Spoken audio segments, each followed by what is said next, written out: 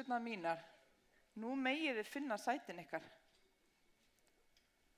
Ég voni þið séu búin að fá okkur kaffi, smá morgunverð í mallan, komið ykkur vel fyrir. Þetta verður dásamleg morgunstund hjá okkur.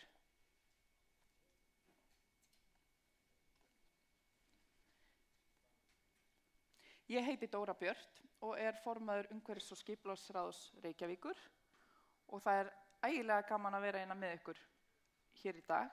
Ég ætla að vera fundarstýra, ég ætla að vera rosalega góð en líka rosalega slæm, ég segi svona, út af því að það mitt hlutverk að fara vel með tíman ykkar. Við erum með þetta góða málþing í upptöku, svo þið vitið af því. Ég veit að það eru mörg sem að þurfa að vera annar staðar núna en munu hlakka til að horfa á þetta síðar meir. Við erum með frábæra gesti sem að hafa undirbúið sig hér til að koma og segja ykkur frá þessu mikilvæga málefni. Það nefnilega þannig að loftgæðin, góð loftgæði, eitthvað sem að mótar allt starf Reykjavíkurborgar. Og þetta eitthvað sem að gengur í gegnum alla stefnumótun, það að stuðla góðum loftgæðum og góðri heilsu fólks í borgin okkar.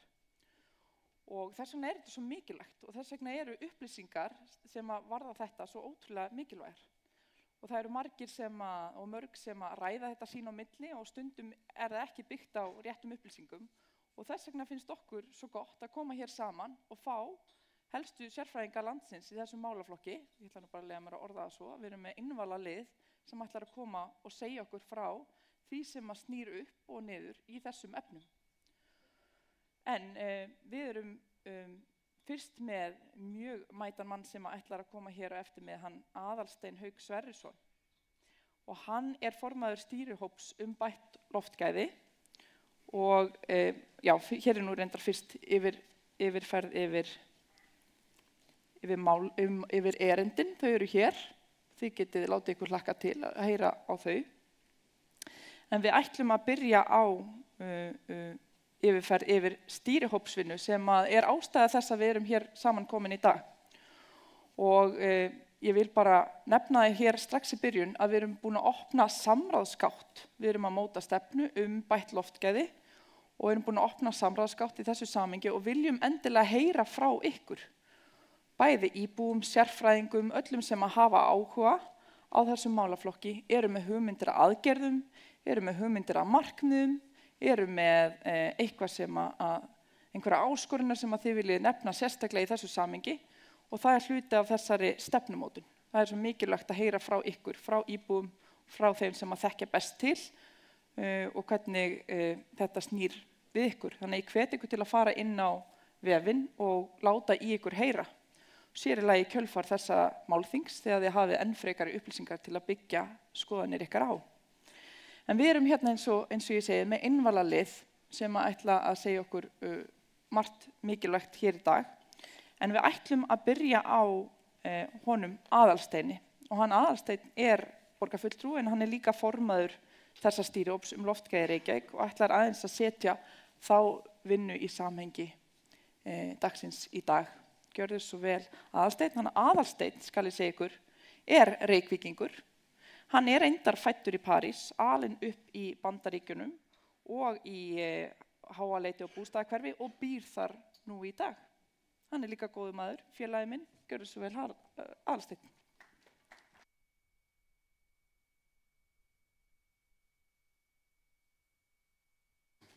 Takk fyrir Dóra, kærlega. Góðan daginn og velkomin á þetta málþing loftgæði í Reykjavík. Gaman að sjá ykkur öll hér í dag. Loftgæði í okkar borg mjög mikilvægt viðfangsefni sem snýr fyrst og fremst að heilsu borgarbúa. Og því nauðsynlegt að umræðan fái þá athygli sem að hún verðskuldar, enda nauðsynlegt að lágmarka eins mikið og kostur áhrif mengunar á líf borgarbúa. Ljóst að loftgæði í okkar borg eru almennt góð og Reykjavík iðulega meðal þeirra 15 borga í Evrópu sem hafa bestu loftgæði. En það má alltaf gera betur og við höfum vissulega tækifæri til þess.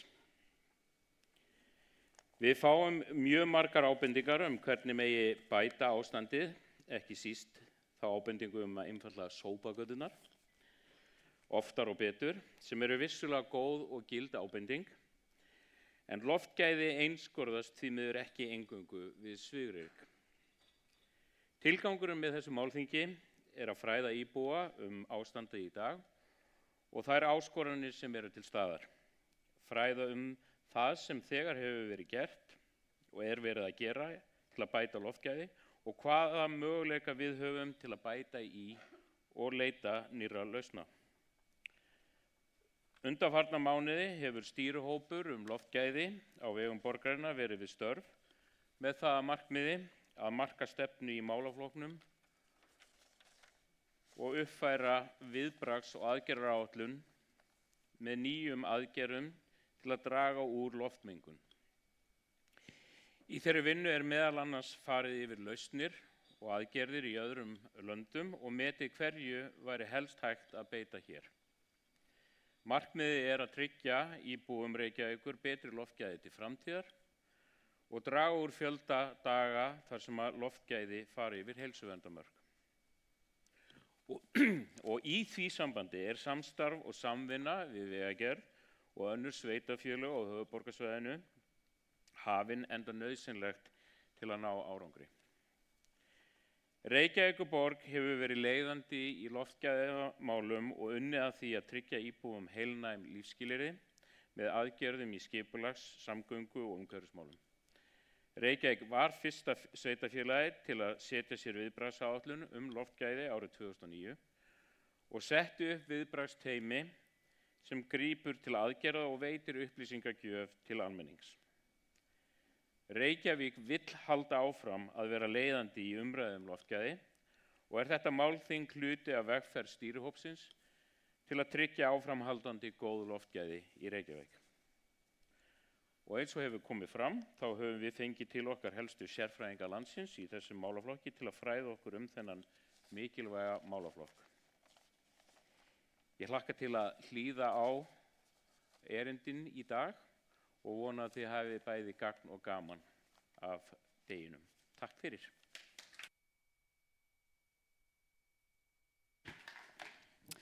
Þakka þér, Aðalsteinn. Þá ætlum við að fara yfir í sérfræði erindin og við ætlum að byrja með okkar góðu Svövu. Svava S. Steinarsdóttir sérfræðingur hjá Heilbrigðiseftirliti Reykjavíkur og hún búin að starfa þar í 24 ár og hefur því ofboðslega mikla reynslu á bakinu í þessum málaflokki. Hún í grunnlíffræðingur og stjórnsýslufræðingur, þannig að hún hefur allt sem þarf til þess að hafa jákvæð áhrif í þessu samhengi innan stjórnsýslunar og á okkar líf. Hún pjúra Reykvíkingur í húð og hár úr Hlíðunum. Gjörðu svo vel, Svava.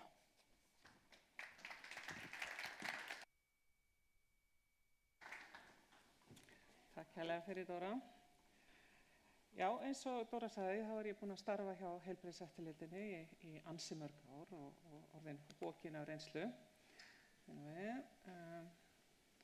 ég ætla að segja ykkur hérna aðeins loftgæðin okkar í Reykjavík, hvaða aðgerðir og lausnir eru til þess að bæta þau og gera lífið okkar aðeins bærilegra hér í borginni. En ef við förum bara fyrst út í hvaða mengandi efni eru helsta vandamálið hér í Reykjavík. Og þá það náttúrulega fyrst á listanum svifrykið. Og það þetta PM10, 10 mikrón og minna. Og uppruni þessi náttúrulega aðalega tengdur umferð, uppspænt malbik, sót aðalega frá díselbruna. En það eru þarna einnig jarðvegsagnir, aska, salt, örplast, kemur frá hjólborðunum okkar og fleira, og svona slit frá bremsuborðum og ýmislegt fleira. Síðan það köfnunarefnisdíoxíð og það kemur hér á höfuðborgarsvæðinu aðalega frá umferð og frá höfnunum því að þetta tengist líka losun frá skipaumferð. Svo það brennisteinsvetnið, það kemur frá jarðhitavirkjunum sem við erum með hérna í nágrenni borgarinnar, Nesjavöllum og Hellisheiðarvirkjun og loks það brennisteinsdíoxíð. Þetta efni sem aðalega losað frá iðnaði, sérstaklega í Evrópu, og það kemur líka frá bílaumferð og skipaumferð, en það sem kannski telur mest hér á höfuðborgarsvæðinu að þetta gas sem kemur frá eldgosum. En af þessum 4 lofttegundum þá það náttúrulega mengunarefnum, þá það svifrykið og köfnunarefnis díoxíðið sem helst að fara yfir heilsuverndarmörk og vandinn í borginni. En hvað hefur Reykjavíkurborg verið að gera bara í sínum stefnumörkun og aðgerðum til þess að bæta loftgæði, svona almennt? Og þá náttúrulega fyrst lagi þétting byggðar, með því að minnka vegalengdir, að þá getum við dregið úr akstri. Sjávarborgarlínan, það verið að starfa með öðrum sveitarfélögum á höfuðborgarsvæðinu að byggja upp betra almenningssamgangnakerfi. Þá það lækkun hámarkshraða, bæði í íbúahverfum og einnig á öðrum götum, því að hraði hefur mikil áhrif á loftmengun og uppfyllur svifryks. Og síðan það uppbygging hjóla- og göngustígakerfis sem hefur náttúrulega aðstofað við að auka hjólreiðar og notkun annarra vistvænna faramóta. Uppbygging innviða fyrir rafbíla og styrkir til uppbygginga hleðslustöðva við fjöleignahús. Og síðan hefur náttúrulega verið árlega farið í auglýsinga- og upplýsingaherferðir gegn notkun nagladekkja, sem náttúrulega stærsti orsakavaldurinn í sliti á malbyggi. En við eins og Aðalsteinn sagði búin að vera með viðbragðsáætlun um loftgæði frá árinu 2009 og hún var síðast endurskoðuð árið 2020. Og þessi viðbragðsáætlun hún tekur til skammtíma aðgerða til þess að draga úr loftmengun eða koma í veg fyrir að hún fari yfir heilsuverndarmörk. Og það viðbragðsteymi til staðar sem sér að framfylgja henni og meta aðstæður og hvaða aðgerðir þá á að grípa til hverju sinni. Og í þessu teymi fulltrúar frá Heilbrigðiseftirlitinu, fulltrúi frá skrifstofu samgangna og borgarhönnunar, frá skrifstofu rekstrar og umhirðu og einnig fulltrúi frá Vegagerðinni, því að Vegagerðin nauðsynlegur samstarfsaðili af því að þeir reka stærstu vegina okkar hérna á höfuðborgarsvæðinu, þjóðvegina í þéttbýli, þar sem kannski jafnvel mesta mengunin að stafa frá. En í núverandi viðbragðsáætlun við með nokkrar aðgerðir sem við höfum verið að beita. En í rauninni kannski margt annað sem okkur hefði langað að gera en bara laga umhverfið okkar leyfði bara hreinlega ekki fleiri verkfæri í kistuna. En þá náttúrulega í fyrsta lagi við náttúrulega vakta loftgæði, fræða og gefa upplýsingar. Og það náttúrulega mjög mikilvægt að borgararnir viti hvernig ástandið Síðan það að senda náttúrulega tilkynningar til almennings, skóla, leikskóla, dagmæðra og íþróttafélaga ef loftgæði slæm eða það líkur á því að þau muni verða það. Og þetta mjög mikilvægt að senda á alla þessa aðila því að við alltaf sérstaklega að hugsa þá sem viðkvæmir fyrir og þá náttúrulega til dæmis börnin okkar sem við ættum að hafa í fyrsta sæti. Síðan það rykmyndun gatna. Þetta eitthvað sem við höfum ítrekað bent, þá sett magnesíumklórið á göturnar til þess að binda rykið svo við komumst yfir svona óhagstæðar aðstæður án þess að svifryk fari yfir heilsuverndarmörk.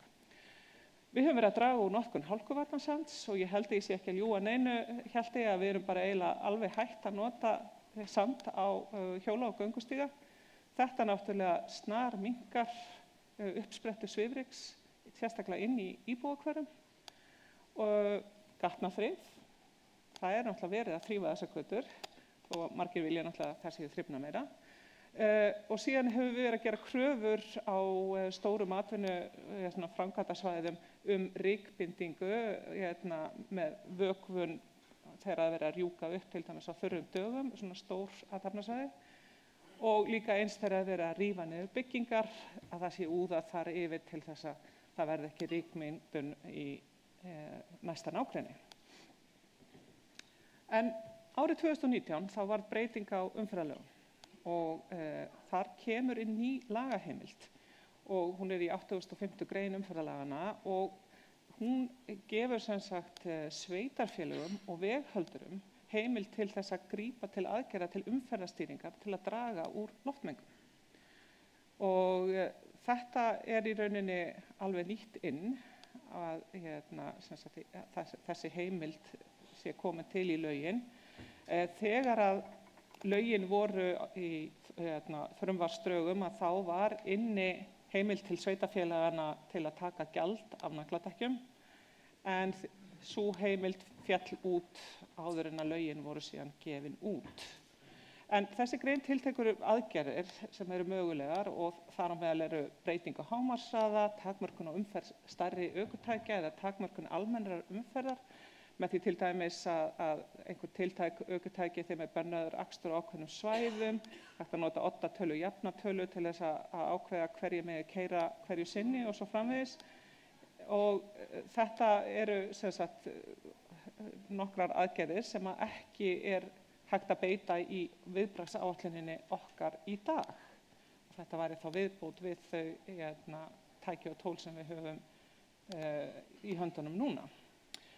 En þetta hefur náttúrulega verið skoðað mikið hjá borginni síðan að þessi heimild kom inn, en árið 2023 var settur stýrihópur loftgæði sem að var með þetta augnamiði að fara yfir þessa viðbragðsáætlun og uppfæra og koma með nýjar aðgerðir, setja stefnu og finna raunhæfar aðgerðir til að draga á loftmengun hér á höfuðborgarsvæðinu og fara þá einmitt í þeim tilgangi til að fá góðar hugmyndir og sækja reynslubanka með því að skoða hvað væri verið að gera í öðrum löndum.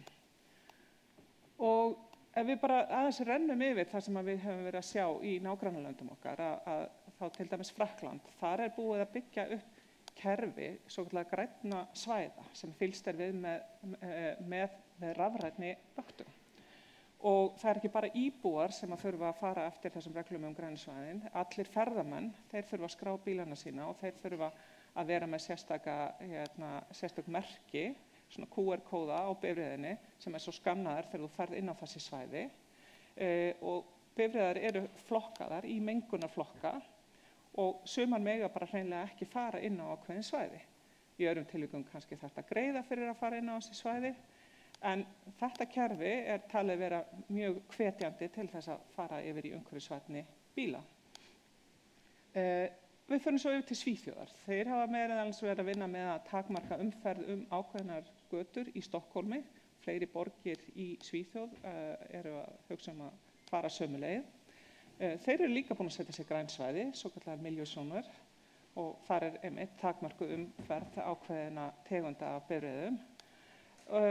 Og þeir eru líka með takmörkun á hámarkshraða. Þeir sjáu hérna einmitt á myndinni, hérna eru stór skilti sem eru yfir vegunum og þar hægt að sýna þegar breytingar á hámarkshraða og koma nauðsynlegum skilaboðum til ökumanna vegna þessara aðgerða sem verið að grípa til. Svo við förum til Danmerkur. Þeir eru einmitt líka nýbúnir að setja út svona afmörkun á svona milljón-sónur eða græn svæði. Og við litlar vinsældir get ég bætt við, en það bann við ákveðnum ökutækjum innan þessara svæða. Það eru ökutæki sem hafa náð ákveðnum aldri, eru ákveðið mengandi og svo framvegis. En þeir eru núna líka akkúrat að fara í gang með átak gegn lausagangi bifreiða, sérstaklega við skóla, leikskóla, en á fleiri stöðum, þar sem eru rútur og fleiri sem eru að keyra sig upp og bíða eftir ferðamönnum og svona. Það veldur náttúrulega staðbundið slæmum loftgæðum, þannig að það ákveðin herferð sem þeir eru með í gangi núna. Og svo ef við lítum til Bretlands, þá eru örugglega margir sem kannast við þetta svokallaða congestion charge eða gjald, þar sem að mengandi ökutæki að þau þurfa að greiða fyrir að koma inn á ákveðið svæði sem afmarkað í kringum miðborg Londonar. Þannig að það fylgst með þessu með rafrænni vöktun og líka eins app þar sem þú getur hreinlega greitt áður en að þú kemur inn á þetta svæði. En stýrihópurinn búinn að fara yfir meðal annars það hvað verið að gera í öðrum löndum og hvaða svona raunhæfi aðgerðir við gætum gripið til og við erum búin að skipta þessum mögulega aðgerðum í 2 flokka, annars vegar aðgerðir sem hægt að framkvæma strax innan skamms tíma eða þá eitthvað sem gæti tekið lengri tíma af ýmsum orsökum. En ef við bara horfum fyrst á það sem væri mögulegt að gera bara strax án mikils tilkostnaðar eða vandamála, og það bara hreinlega að borgin gangi fram og bara hvetji starfsfólk allra sviða borgarinnar til að stunda fjarvinnu eða koma til vinnu með vistvænum faramótum þá daga þar sem loftmengun yfir mörkum eða það stefnir í að hún verður það. Og við erum komið með það góða aðstöðu til fjarvinnu að þetta alveg verulega raunhæf aðgerð og við hugsum stærð Reykjavíkurborgar að þá munar það marga bíla sem ekki verða þá í umferð ef að starfsmenn borgarinnar taka þetta til sín og vinna þá til dæmis fjarvinnu. Síðan það náttúrulega að hvetja önnur fyrirtæki og stofnanir á höfuðborgarsvæðinu til að gera slíkt saman. Við erum búin að þróa nýtt kerfi í kjölfar COVID sem gerir okkur kleift að vinna á mörgum mismunandi stöðum, þurfum ekki alltaf að koma til vinnu, þannig að þetta myndi strax draga heilmikið úr umferð á höfuðborgarsvæðinu ef allir taki þetta til sín. Síðan að setja bara beint skilyrði inn í framkvæmdaleyfi fyrir allar stærri framkvæmdir, að það verði dekkjaþvottur og það verði vökun og þurru yfirborðið á framkvæmdasvæðum. Þetta er kannski ekki verið í alveg nógu föstum skorðum, en bara setja þetta sem algjörlega klár skilyrði því þá dregur úr jarðvegsögnum og öðru sem að geta verið að dreifast inn á göturnar og fer í þessa svifrykspúlju. Svo það náttúrulega aukin, rétt að sagt kannski bætt þrif á götunum og þá erum við að hugsa kannski búnaðinn frekar heldur en til að tíðnina. Og þá til dæmis verið að horfa á möguleikana að vera með vegshóp sem með miklu öflugra ryksugukerfi heldur en sá búnaður sem verið að nota í dag. Og svo viljum við náttúrulega setja kannski meiri kraft í baráttuna gegn notkun nagladekka í borginni. Því að hún eins og við bara sjáum á rásunum sem í göttunum náttúrulega mjög mikilvæg uppspretta svifryks og við viljum reyna að draga úr þessu eins og þetta er. En ef við skoðum aðeins aðgerðirnar sem gæti tekið svolítið lengri tíma að framfylgja. Og það náttúrulega í fyrsta lagi, við horfum svolítið hérna til gjalds á nagladekk. Og nefnilega þetta eitthvað sem hefur verið notað í til dæmis Noregi með góðum árangri. Og það að draga úr hlutfalli nagladekkja, við höfum bara séð það við drógum úr hlutfalli nagladekkja frá 67% inn í Reykjavík í kringum árið 2000 og náðum því alveg niður í 27% í kringum 2010, að á sama tíma sjáum við snarminnkun í svifryki í borginni. Þetta mjög stór þáttur, en það ekki lagaheimild fyrir þessu. Þannig að við getum ekki skoða þetta fyrir en að búið að breyta lögum. Svo það tímabundin lækkun hámarkshraða á þjóðvegum í þéttbýli og stofnbrautum. Þetta dregur úr mengun, margir halda ef það verður tafir, þá verður bara meiri mengun, en þetta minnkar uppfyllun ryks og eyðsla bíla og meiri útblástur fæst með meiri hraða, þannig að þetta eitthvað sem sýnt fram á með rannsóknum að virkar. Það þarf hins vegar að uppbyggja innviði í kringum þetta, breytileg skilti og öll kerfi sem að fylgja þessu. Síðan náttúrulega mögulegt að vera með bann við akstri dísilbifreiða þá daga sem að veðuraðstæður skapa aukna líkur á köfnunarefnisdíoxíðsmengun. Þetta eitthvað sem beitt í mörgum löndum og þetta eitthvað sem þarf að skoða, en það líka skortir innviði fyrir þessa lausn. Og síðan það að skoða þetta að afmarka svona græn svæði eins og búið að gera í svo mörgum okkar nágrannalöndum og að þessum ákveðin ökutæki mega hreinlega ekki koma inn. En við verðum að horfa á það að bætt loftgæði samvinnuverkefni. Við þurfum að vinna saman, almenningur, atvinnurekstur og yfirvöld. Við þurfum að taka höndum saman til þess að árangur náist í að draga úr loftmengun. Og við verðum að horfa til þess að höfuðborgarsvæðið eitt umferðarsvæði. Við þurfum samvinnu milli allra sveitarfélagana og að sjálfsögðu Vegagerðina sem lykil samstarfsaðili okkar í að fá þetta til að lukkast. Og ekki gleyma því að umferðarstraumar koma inn í borgina frá Vesturlandi, frá Suðurlandi og Suðurnesjum. Þannig að við verðum að horfa á heildarmyndina til þess að við náum heildstæðum árangri. Og það þarf að setja upp nauðsynlega innviði og breyta löggjöf til þess að við getum nýtt okkur þessi mögulegu verkfæri. En ávinningurinn sem við fáum náttúrulega bætt umhverfi, betri heilsa, meira umferðaröryggi og minni samfélagslegu kostnaður. Því það mikill kostnaður af veikindum, það mikill kostnaður af sliti á götum, það mikill kostnaður sem að við fáum frá því að losa óæskileg efni út í umhverfið. Og þá kemur nú eiginlega að svona mínu mottói í þessum málum að besta leiðin til að draga úr mengun bara hreinlega að koma í veg fyrir að hún myndist. Þannig að hvert skipti sem við getum sleppt bílferð, endilega gerum það, því að það bara til hagsbóta fyrir okkur öll. Takk fyrir.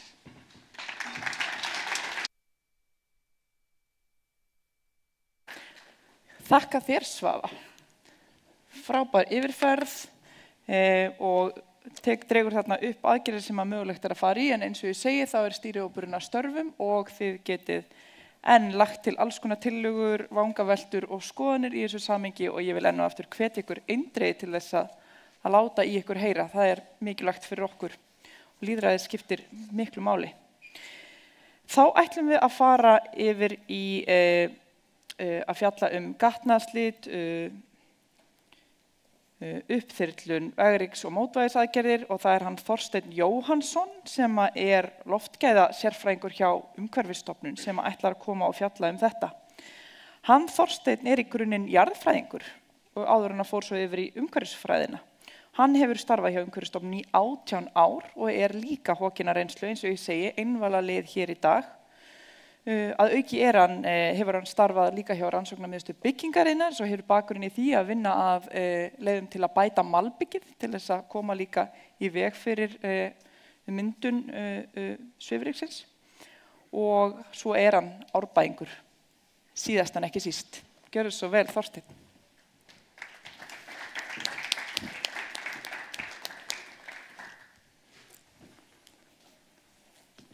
Já, sælverið.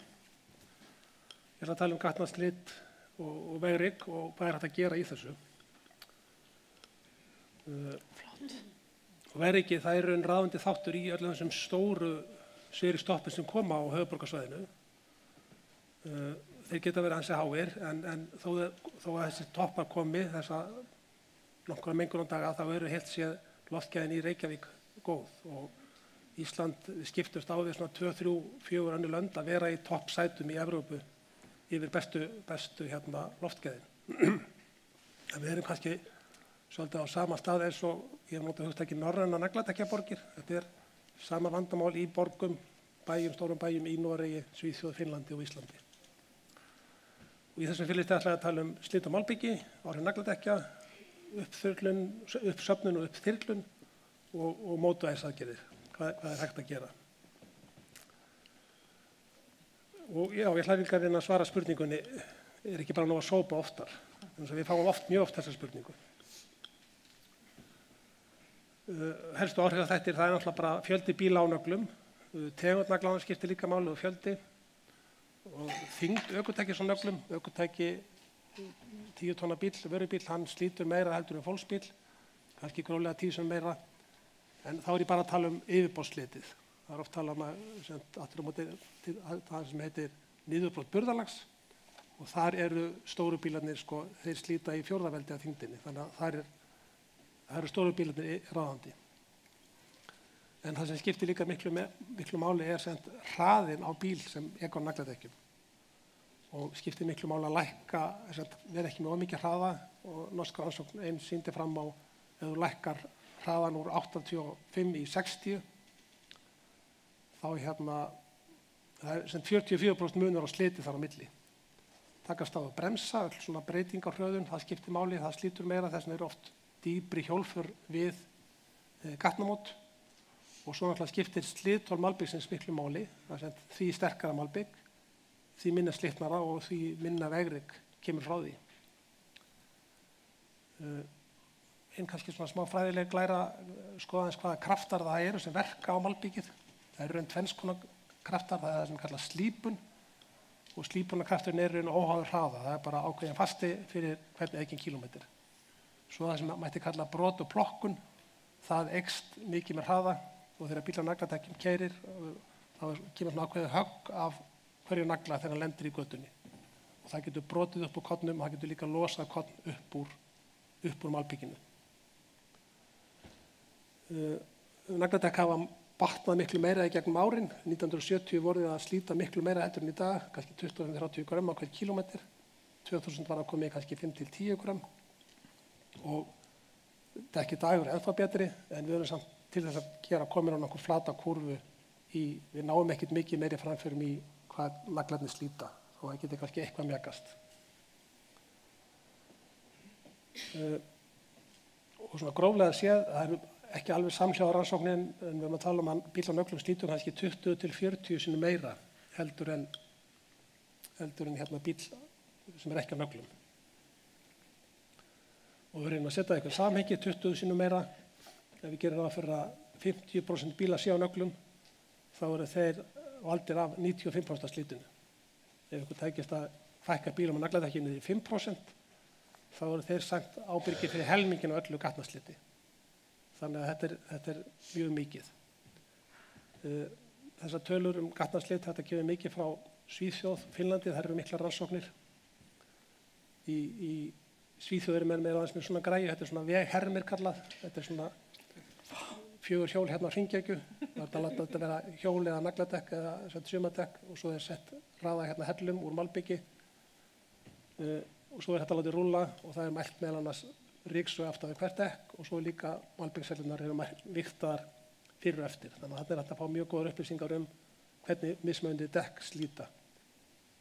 Og einnig tilraun sem er sett upp, þá pröfum við að vera með 1 nagladekk, 4 ofneld, svo 2 nagladekk og 2 ofneld og alveg upp í 4 nagladekk og skoðum munin á því. Þessi ein rannsókn hjá þeim Svíunum sýndi 40-faldan mun. Þannig að í klukkutíma akstur í hringekjunni þá var nagladekkin að slíta 93 grömm upp úr þessum tilraunavegi meðan óneld vetrardekk voru að slíta 2,3 grömm. Þetta er rúmlega 40-faldi munur. Þannig að þetta skiptir verulegu máli og hraðin skiptir líka máli. Ef við mælt svifrið gatt af dekkin, hérna eru 4 óneld vetrardekk, aðeins hækkar, þetta er mismunandi hraðið, 30, 50 og 70. Því fleiri nagladekk, því meira ryk og það munar mikið hverja hraðabreyting úr 30 upp í 50 og aftur úr 50 í 70. Er mikill munur á rykmyndun.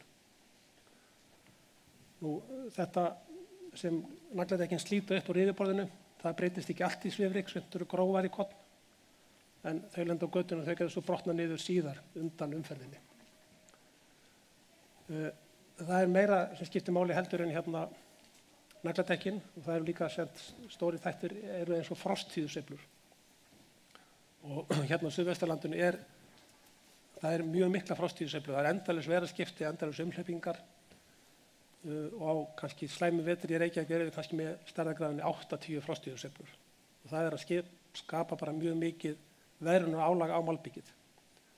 Það er miklu færri frosttíðusveiflur í Stokkólmi eða Finnlandi og ef við kíkjum aðeins skoðum í norður Svíþjóði eða norður Finnlandi kann að gróflega sé 1 frosttíðusveifla árið. Það frýs á haustin og þinnar á vorin.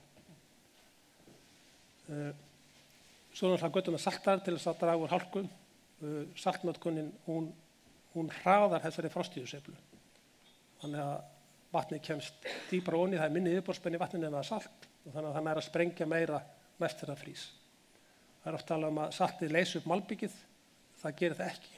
Þú þarft lífræna leysi til að leysa upp malbygg en það hraðar frostíðusveiflunni.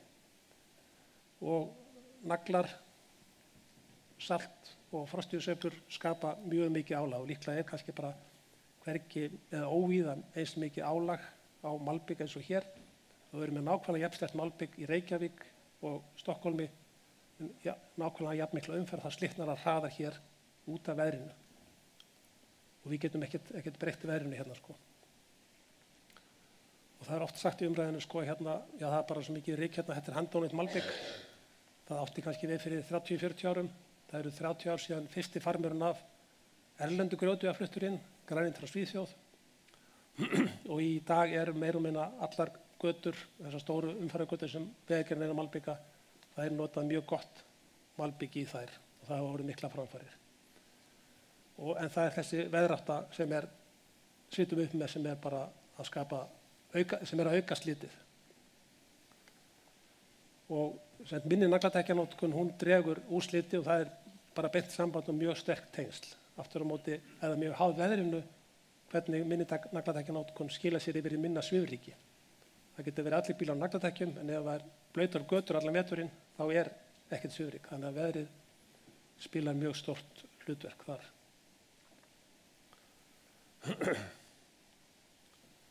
En til þess að slíti malbik við loftböru þarf náttúrulega vegurinn að vera þurr og þá allir bílar þyrla upp malbiki hvort sem löglum ekki, bara vindsveiparnir frá yfirbyggingu bílsins og innan dekkjana, það að þyrla upp heilmiklu ryki.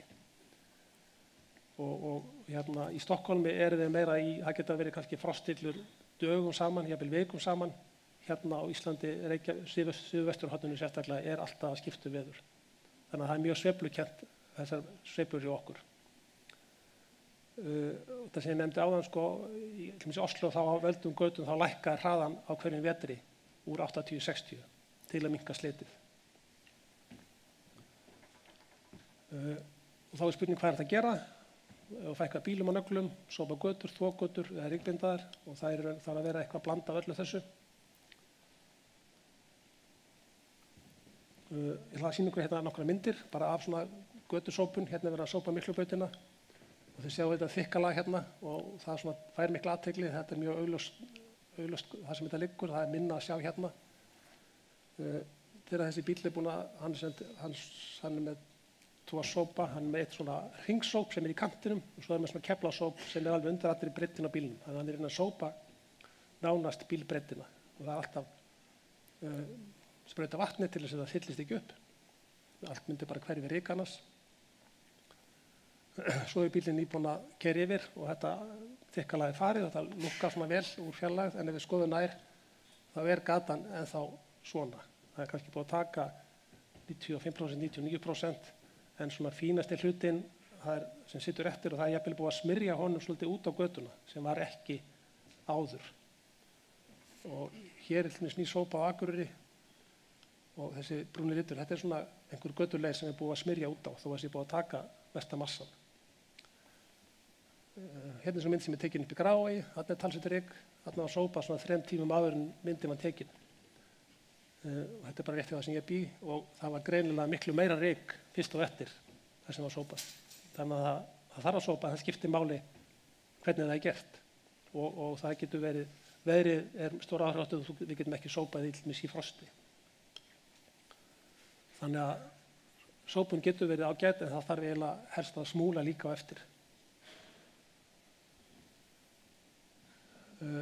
Þannig að sópunni gerir gagn vissulega en ekki endilega frá degi til dags.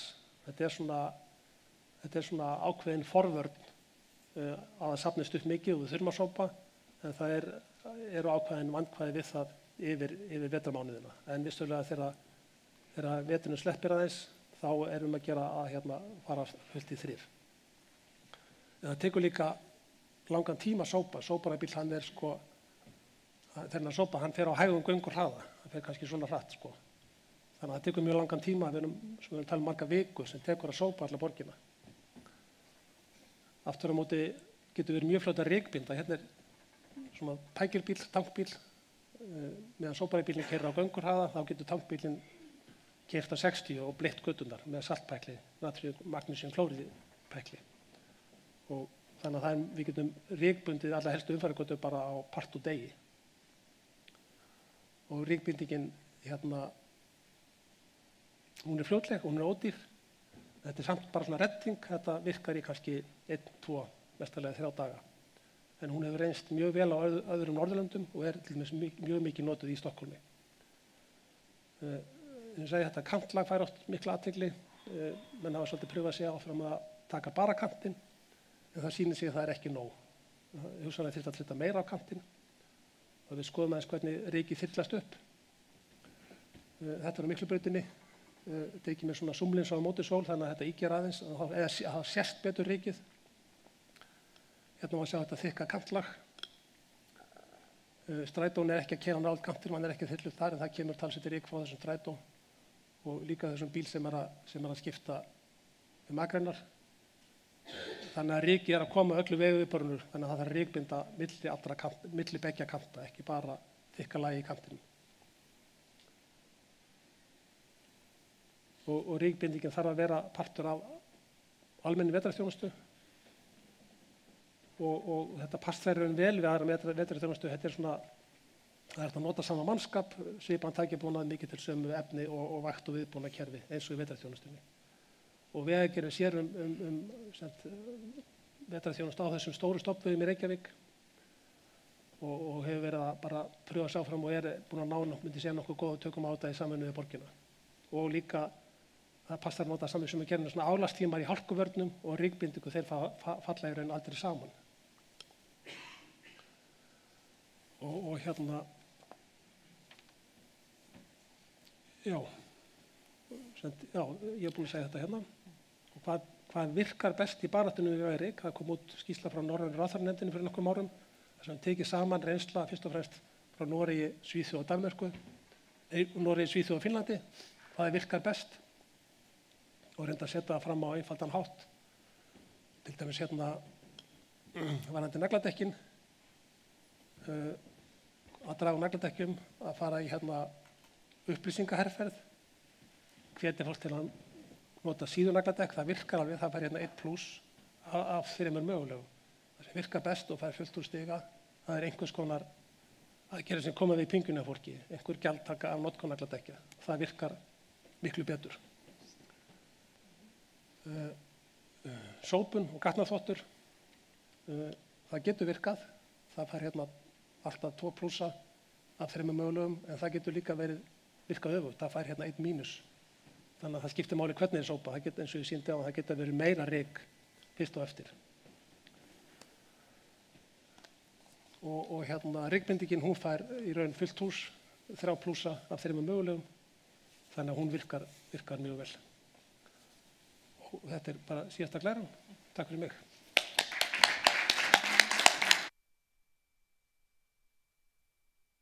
Takk kærlega fyrir, Þorsteinn.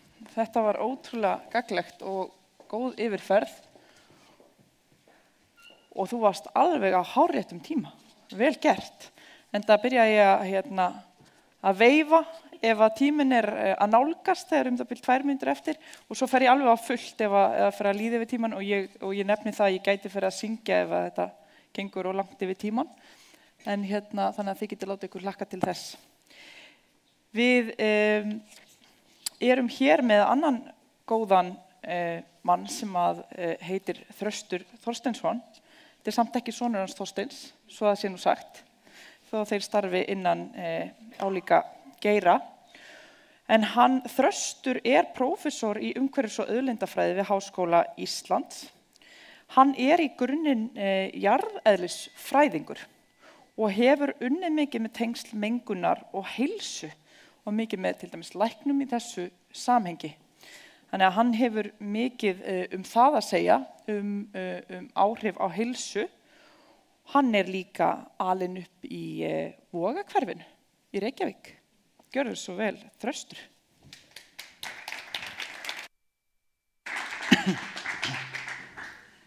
Takk fyrir. Já, ég ætla að tala tengsl mengunar vegna umferðar og heilsu, sem er ansi viðamikið efni og margs konar áhrif á heilsu. Þannig að ég reyni nú aðeins að hafa fókusinn á vissa hluti. Þegar við tölum heilsu þá horfum við ofta á dánatíðni mest.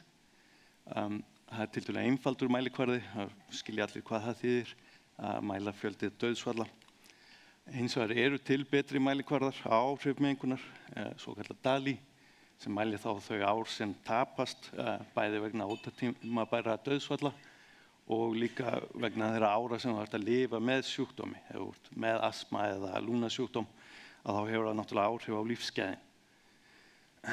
Og svo bara almennt áhrif á heilsu, að þegar við erum að gera svona lýðheilsustúdíur, athuga áhrif mengunar í lágum styrk, að þá er ekki einfalt mál að finna þetta merki. Og þess vegna þarf miklar rannsóknir og langar rannsóknir. Það eru margar breytur sem koma til, að það þarf verulega góð gögn og að það eru stórt þýði til þess að geta fengið merkin nógu sterk til þess að tengja saman hlutina. Við á Íslandi til dæmis höfum verulega góð gögn, vitum hvar fólk býr og hvar það hefur búið, hvenær það sækir lyf og hvenær það sækir læknisþjónustu, en við erum hins vegar kannski ekki mjög mörg, þannig að það gerir til dæmis rannsóknir hér aðeins erfiðar að því leyti. En af því að þetta svona aðeins viðamikið, þá ætla ég nú bara að byrja á endinum og spurningin hvort að mengun vegna umferðar hefur áhrif á heilsu, svarið já. Og stuttasvarið bara já og ekkert mikið meira það að segja, en að sjálfsögðu margt í smáatriðum. Við vitum að mengun vegna umferðar veldur aukningu í alls konar sjúkdómum og ég mun sýna ykkur töluvert af því að hjarta- og æðasjúkdómum, öndunarfærasjúkdómar, lungnakrabbi, taugaskemmdir, hefur áhrif á fóstur, þroska og margt fleira. Alþjóða heilbrigðismálastofnunin WHO talar núna að loftmengun sé stærsta umhverfisógnin og sé orðið svona lýðheilsuvandamál á pari við óhollt mataræði og tóbaksreykingar. Og hefur þegar lagt til strangari heilsuverndarmörk sem ég kem inn á líka. Svafa myndist á þetta nú þegar að helstu svona mengunarefnin eru svifryk og svo NO2, köfnunarefnisdíoxíð, sem tengjast umferð og ég mun svona fókusera kannski mest á svifrykið, unnið mest í því. En eins og að minnst á þá svifryk svona regnhlífar hugtak yfir alls konar efni. Það getur verið vegryk, það getur verið það sem spænist úr hjólbörðum og bremsum, það getur verið sót úr útblæstri og margt fleira. Og uppspretturnar það sem við erum að hugsa núna umferð, en einnig náttúrulega náttúrulegar uppsprettur eins og við þekkjum með öskufóki og sandfóki og mörgu fleira. Þannig að bara frá þessum lista náttúrulega ljóst að þetta eru margir þættir sem kom inn í. Við vitum nokkuð margt sumaruppspretturnar, sérstaklega útblástur. Útblástur hefur verið svona aðal áhersluefnið innan Evrópusambandsins og víða að minnka útblástur frá bifreiðum og það hefur gengið ansi vel. Ef við förum aftur áratug og áratugi, þá voru dísilbifreiðar til dæmis útblástur frá þeim mjög slæmur, varðandi til dæmis svifryk, en fyrir nýlega bíla það í raun á pari við bensínbíla. Þannig að við höfum náð töluverðan árangri þar. En það þýðir þó einnig að fókusin farin að fara svolítið á slitið, þetta sem við kalla non-exhaust, slit á vegum, slit á dekkjum, slit á bremsum og það agnir sem myndast við það. Og þar minna vitað, svona eiturefna og slíkt ennþá verið að skoða. Svo hafa myndist á örplast til dæmis, það einn þáttur sem mikið verið að skoða núna og margt í gangi. Ef við tökum köfnunarefnisdíoxíð fyrst, þá hefur það áhrif á heilsu. Það ertandi fyrir öndunarfæri og eykur áhættu á öndunarfærasýkingum, leiðir til aukningar í astma til dæmis. Það getur leitt til versnandi hjarta- og æðasjúkdóma og valdið heilablóðföllum. Fyrir svifrykið, þá hérna þessi skýringamynd, þó flestir kannast nú við það, en alltaf svolítið skemmtilegt að sitja það svona í skala við mannshár og horfa svo á þessar litlu agnir PM10 og svo PM2,5 til dæmis.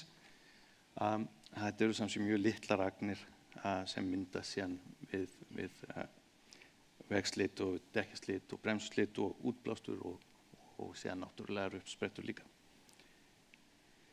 Og eins og við myndist á, þá loftmengun ein helsta umhverfisógnin nú til dags.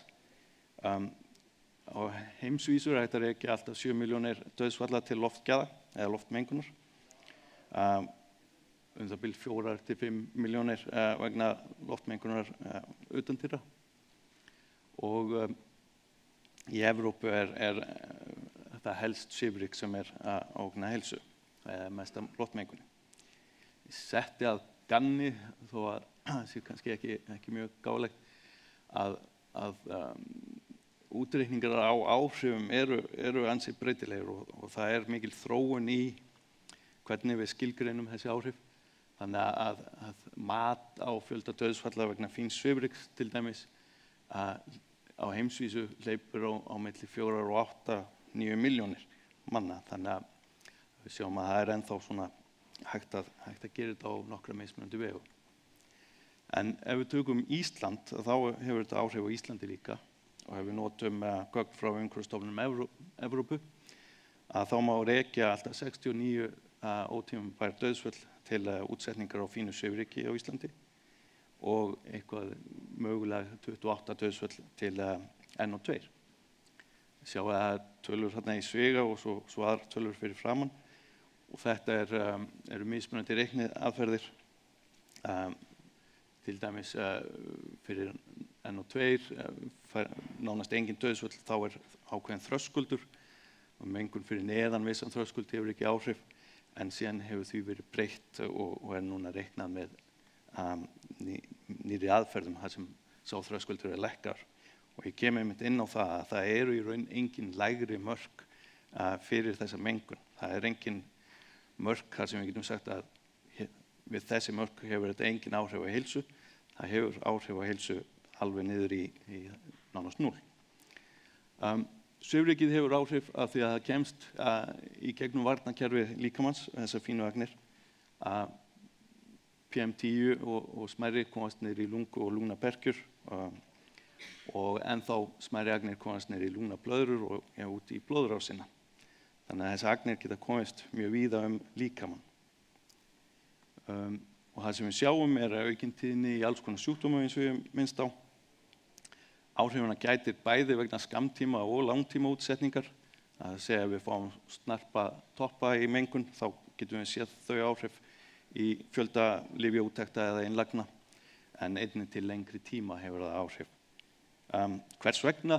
Það ennþá mikið rannsóknum í gangi en þetta veldur bólguáhrifum, þetta getur valdið skemmdum á vefjum og margt annað sem gerir svona líffræðilega. Og hvernig vitum við þetta? Það eru margar gríðarlega stórar rannsóknir. Meðal annars hægt að skoða aukna tíðni á komum á sjúkrahús og bráðamóttökur, aukna tíðni í notkun lyfja, innlagnir og svo auðvitað bara aukna dánatíðni. Og til þess að sýna aðeins það sem hefur tengt við svifryksmengun, við sjáum að það ansi margt og ansi víða líkamann. Gögnin fyrir sumt eru ennþá kannski ekki allra sterkustu, en fyrir mjög marga af þessum sjúkdómum sem eru listaðir hér eru tengslin mjög vel ljós og hafa verið sýnd með mörgum rannsóknum á mörgum stöðum. Og það eru öndunarfærasjúkdómar, það eru heilablóðfall, vitglöp, hjart- og æðasjúkdómar, öldrun húðar, sykursýki, háþrýstingur og æðasjúkdómar, fyrirburar, minni fæðingarþyngd og minni vöxtur, astmi tengt við lifrarsjúkdóma, hjartavöðvasjúkdóma, nýrnasjúkdóma og ýmislegt fleira. Þannig að það er alveg ótrúlega stór hópur af sjúkdómum sem tengdu við mengun. Það kemur í ljós að sumir hópar eru viðkvæmari en aðrir. Eldri einstaklingar eru viðkvæmari, kannski skiljanlegt. Þungaðar konur eru einnig viðkvæmari. Börn eru einnig hópur sem eru viðkvæmari og þeir sem þjást af undirliggjandi sjúkdómum eru líka viðkvæmari. Og þetta náttúrulega ætti að segja okkur svolítið hvar við staðsetjum til dæmis leikskóla, skóla og sjúkrastofnanir. Og þessi áhrif koma líka fram við lágan styrk sem svolítið athyglisvert. Það þarf ekki gríðarlega mengun til þess að sjá þessi áhrif og mæla þessi áhrif. Og það eru eins og ég segi engin lægri mörk og rannsóknir eins og í Norður Svíþjóð sína aukna dánatíðni bæði tengda NO2 og PM2,5. Það ekki bara fína svifrykið, það líka króasvifrykið sem hefur áhrif. Þannig að við losnum ekki undan því að skoða jafnvel PM10 líka, ekki bara fína. Og setja þess að nú bara ganni til að sína hér styrkur PM10 og PM2,5 og svo dánatíðni. Og við sjáum að það er engin staður þar sem þessi kurva hættir, það eru áhrif alveg niður í mjög lágan styrk. Og það sem jafnvel áhugavert að hallinn býsna brattur frá mjög lítilli upp í nokkra mengun. Svo kannski flest þetta aðeins út þegar komin í mjög mikla mengun og aðeins meiri mikla mengun að þá sér ekki jafn mikla öfga. Og eins og ég myndist á, þá eru margar rannsóknir, 692 borgir sem bjuggu til þessa ferla sem ég sýndi áðan. Alþjóða heilbrigðismálastofnunin fór í gegnum mikla endurskoðun á heilsuverndarmörkum og kom með tillögur að verða tekin í skrefum en markmið þeirra eru að setja mun strangari mörk heldur en við höfum séð. Við sjáum hér fyrir PM2 ársmeðaltalið niður í 5 og 20. Við höfum ekki sólarhringsviðmiðunargildi en þeir vilja fara niður í 15 og svo strangari mörk fyrir NO2 og PM10. Og við sjáum bara frá gögnum að við færum yfir ársmeðaltalið til dæmis hér á Grensás, Húsdýragarðinum og fleiri stöðum. Það er að flýta mér aðeins, þannig að við förum töluvert oft yfir heilsuverndarmörk. Við höfum fengið hér reyndar fyrirlestra sem sýnir hvernig við getum komið í veg fyrir að fara yfir heilsuverndarmörkin með rykbindingu og öðru. En það breytir því ekki að það er töluvert rík mengun einhvað síður. Íslenskar rannsóknir hafa sýnt þessi tengsl og mikið af þeim reyndar tengist meira eldgosum og slíku.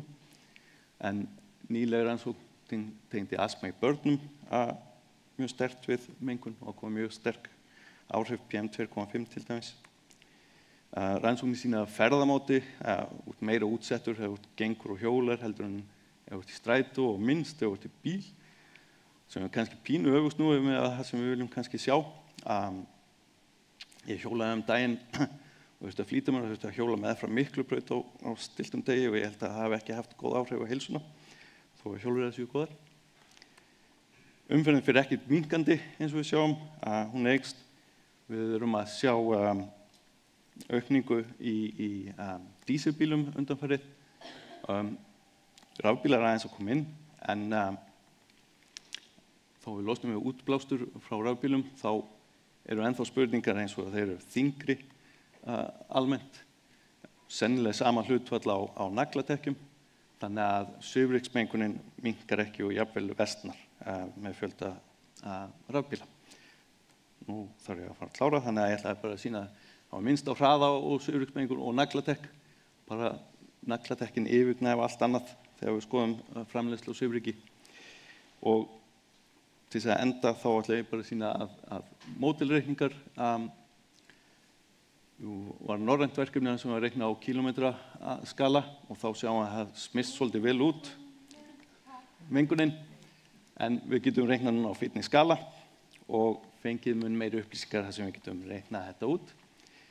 Og bara til þess að taka saman þá að mengun vegna umferðar hefur áhrif á heilsu, við getum rakið dauðsföll til þess. Rafbílar leysa ekki vandann vegna svifryks en þeir leysa mögulega vanda vegna útblásturs. Og það eru margvíslegar tengingar við margs konar tegund mengunar og heilsufars útkoma sem á eftir að koma betur í ljós. Takk fyrir.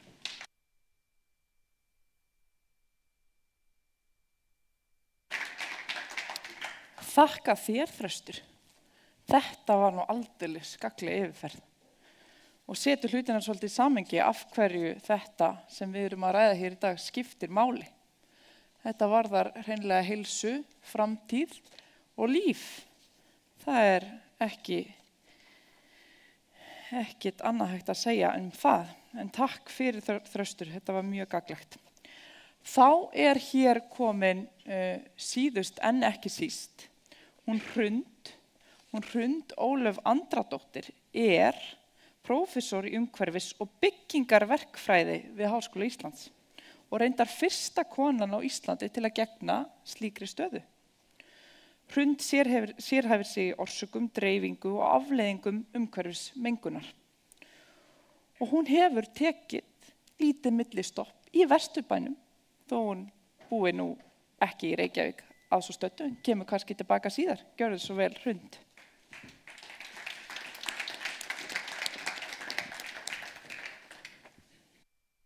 Gaman að sjá ykkur öll hérna í dag. Mig langar aðeins að beina sjónunum meira að útblæstri frá bifreiðum, en í útblæstrunum eru alls konar óæskilegar lofttegundir, bæði þær sem að varða heilsu manna og þær sem að valda hnattrænni hlýnun, en í útblæstri er líka mjög fínt svifryk og við ætlum aðalega að tala sót. Smá fara í baksýnisspegilinn. Við fengum heimsókn frá Fulbright sérfræðingi Larry Anderson í 2017 og 16 og hann rýndi í loftgæðigögnin hjá okkur í Reykjavík og hans svona aðal niðurstaða var að hann var alveg hissa á þessum hágildum mengunar sem var að mælast hérna í Reykjavík, bæði svifryk og köfnunefnisdíoxíðs. Og þetta voru mun hærri gildi heldur hann vænti í ljósi þess að við erum bara með 200.000 manns í borginu okkar og við erum ekki að brenna neinni olíu til þess að hita hús eða til að framleiða rafmagn. Og því er svo mikilvægt að halda áfram þessu öfluga loftgæðamæli kerfi og að gera frekari rannsóknir til þess að skilja betur hvaðan kemur þessi mengun og hvaða áhrif hefur hún á samfélag. Og það var í þessu samhengi sem við ákveðum að fara að stúdera sót. Hvað er sót? Þetta er sá hluti svifryksins sem er oft talinn hættulegastur heilsu manna því þetta eru örfínar agnir og þær eru krabbameinsvaldandi. Þær myndast við ófullkominn bruna eldsneytis og eru því ákveðin vísbending útblástur frá bílum, frá skipum, frá flugvélum. En sót getur líka myndast við aðrar iðjur eins og þegar við grillum, þegar við erum að brenna, hvort sem það er í arineldi eða við áramótabrennur. Sót er ekki hluti af almennu loftgæðakerfi hvorki á Íslandi eða í nágrannalöndunum. Og þess vegna fannst okkur svolítið spennandi viðfangsefni og fengum styrk til þess að kaupa svona meðfaranlegan sótmæli og byrjuðum á því að reyna að finna sót í Reykjavík. Og löpum meðfram götunum í miðbænum, meðfram höfninni, meðfram flugvellinum og við fundum sót, meira og minna allstaðar, en gátum eiginlega bara tengta við umferðina. Vegna þess að flugferðirnar eru svo sjaldan og maður þarf að vera nákvæmlega í þar sem útblásturinn fer til þess að ná þeirri sótmengun. En allavega eins og þið sjáðu þessu grafi, þá er þessi mælir mjög næmur og þegar það er ekkert að gera, engin umferð, þá voru allavega á þessum degi í september 2017 lítil sótmengun meðfram Hverfisgötunni, en svo strax þegar einhverjir bílur fóru að keyra framhjá þá sjáum við hækkanir. Og við komum strax að því að bíll er ekki sama bíl. Því að þegar stóru trukkarnir, strætóarnir, sendiferðabílarnir, díselvélarnar keyrðu framhjá þá fengum við mjög háa toppa, sjáið, 15 mikrogram á rúmmetra versus minna en 1. Við ákveðum að taka þessa rannsókn áfram og fara að skilja betur tímabreytileika og styrkleika sóts og líka hversu stórt svæði er undir. Og við vildum sérstaklega fókusera á umferðartengt sót vegna þess að það er aðal uppsprettan samkvæmt forrannsókninni og fókusera á kannski verstu dagana vegna þess að við vitum þá er yfirleitt loftgæði á Íslandi svona freka góð og svona venjulegum dögum. Og við framkvæmdum 2 mismunandi mæliherferðir. Fyrst settum við sótmælin okkar í hreyfanlega loftgæðastöð Heilbrigðiseftirlit Reykjavíkur sem var staðsett eins og þið sjáið þarna rétt fyrir neðan strætóstoppustöðuna við Þjóðminjasafn. Og þið sjáið hversu nálægt götunni, þetta er svona það bil 3 metrar frá götubrún sem við vorum að mæla. Og við fengum 563 klukkustundum meðtöl sem við gátum þá borið saman við önnur loftgæðagögn úr sömu stöð. Umferðin á þessum stað er 28.000 bílar á dag að meðaltali.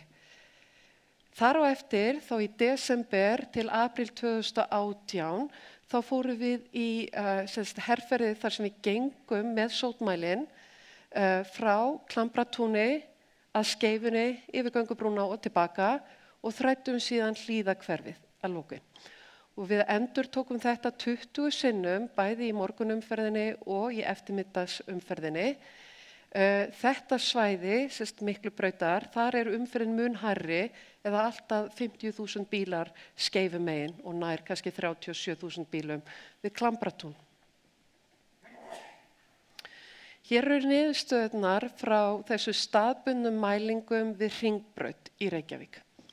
Eins og þið sjáið þá töluverður breytileiki eftir tíma dags. Við merkjum mjög vel áhrif umferðarinnar. Við sjáum 2 umferðartoppa, annars vegar í morgunumferðinni milli 8 og 10 og hins vegar í eftirmiddagsumferðinni frá 4 til 6. Að meðaltali var mengunin 1 mikrogram á rúmmetra og við berum þetta saman við aðrar stúdíur í öðrum borgum þá þetta ekkert sérstaklega hátt. Þetta bara svona svipað og að mælast í sambærilegum rannsóknum. Þannig að það kannski ekkert svona mikið áhyggjuefni.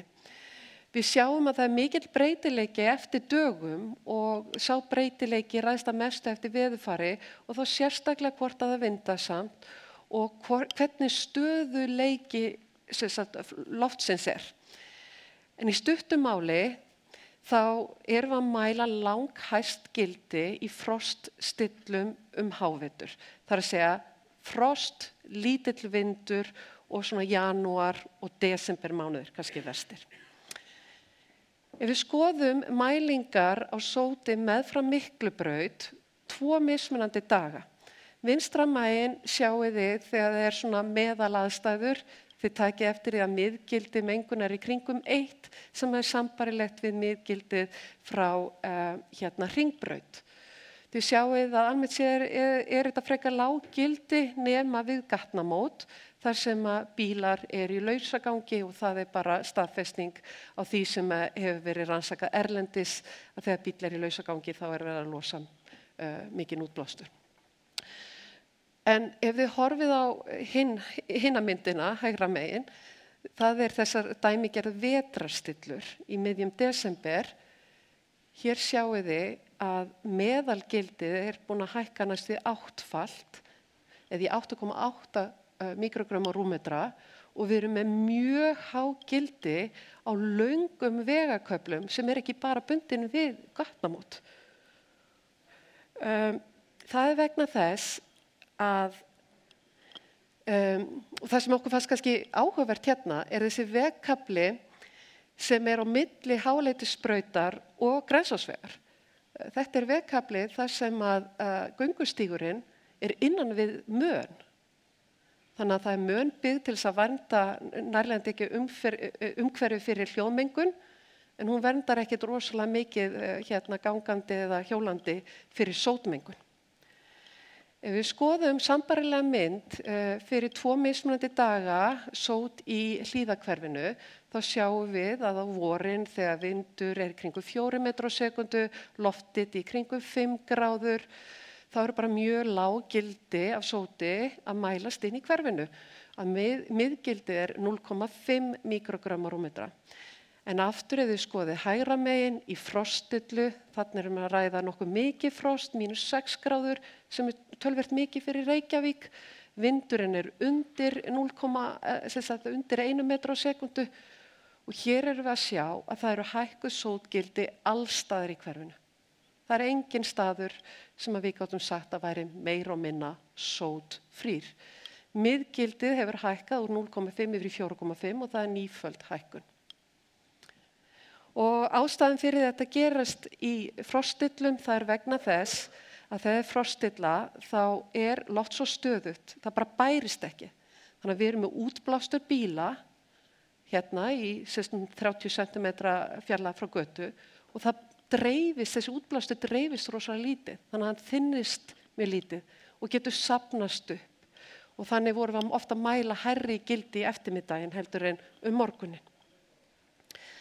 Við reyndum að setja þetta svolítið í samhengi við erlendar rannsóknir og höfum kannski mest áhuga að skoða mengun sem kannski ekki alveg ofan í umferðargötunni, heldur mengun sem þá allavega 50 til 75 metra frá svona helstu umferðaræðum og þessi stutti samanburður sýnir að þetta hæsta gildi sem við mældum þannig að vetri í froststillu í Reykjavík bara ávið það sem að mælast í öðrum borgum og jafnvel hærra.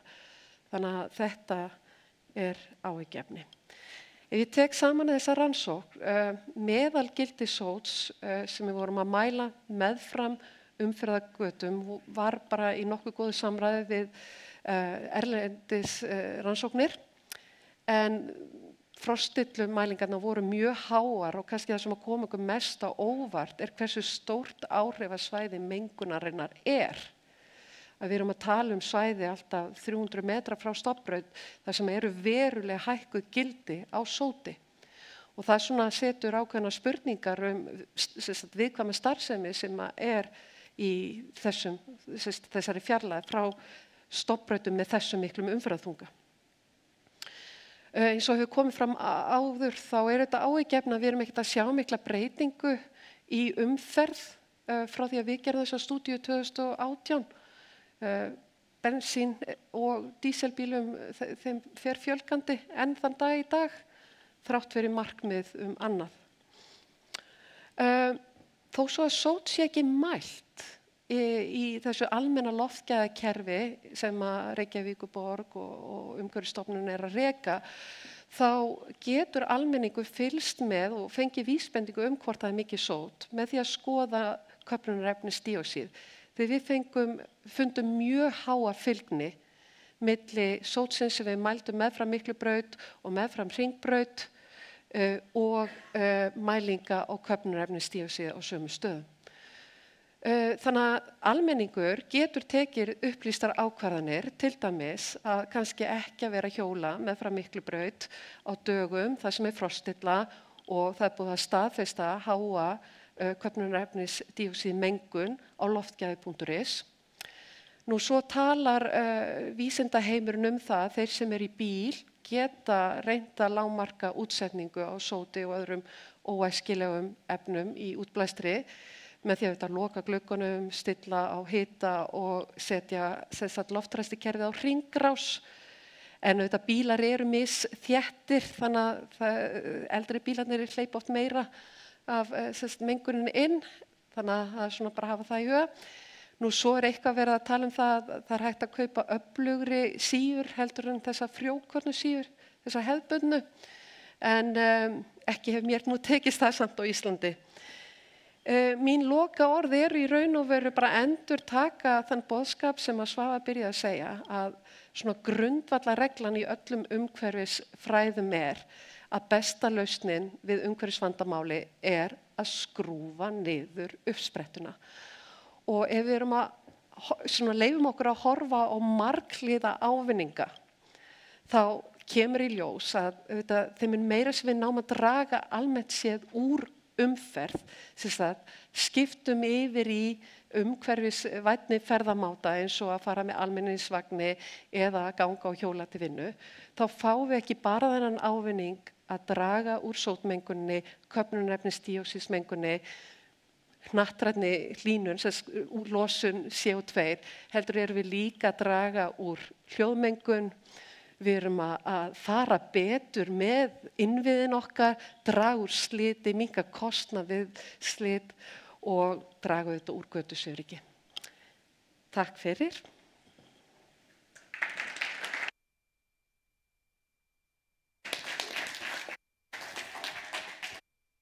Kærar þakkir, Hrund.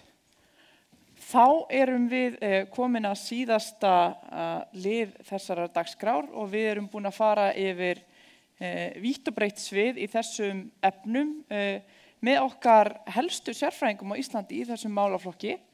Við erum búin að fjalla aðgerðir Reykjavíkur, hvað Reykjavík og heilbrigðiseftirliti hefur verið að gera síðastliðin ár og mögulegar aðgerðir í samhenginu, helstu uppsprettu svifryks og mengunar.